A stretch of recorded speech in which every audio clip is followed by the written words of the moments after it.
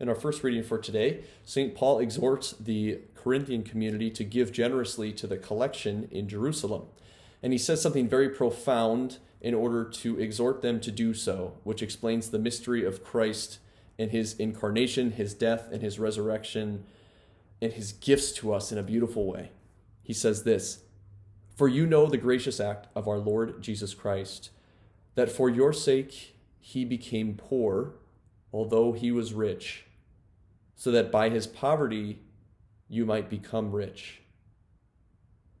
How can we understand this mystery? How do we respond to this generosity of Christ to us? Imagine yourself as a beggar on the side of the road. Where you beg, live, sleep is a dark, dirty, and loud place. Cars pass by all the time. You are consistently mistreated, and showers are not consistent. New clothes do not come by very often, and your life is generally miserable. There's no way you get out of this poverty by yourself, and whenever you try to get out of the poverty with your own power, it never works. One day, a man approaches you.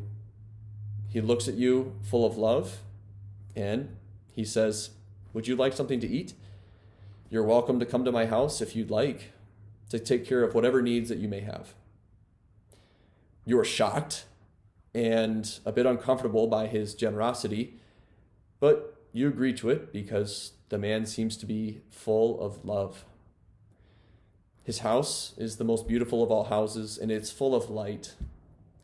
He makes a meal for you, and while you're eating, he tells you, "I've decided to give you my house, all of my possessions that I have in this house, the car in the garage, and I wish you all the best."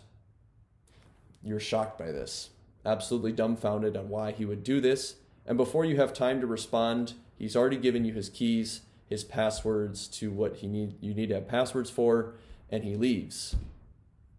And you wonder, oh, he must have just gone to maybe one of his other houses. What did he do? Where did he go? The next day as you're driving, you go and you drive by the place where you used to live, by the side of the road. And there he is, begging where you used to beg. You approach him, get out of your car, and implore him that he would come back, that he would go back to his own home so that he doesn't have to beg by the side of the road anymore. And he rejects your offer.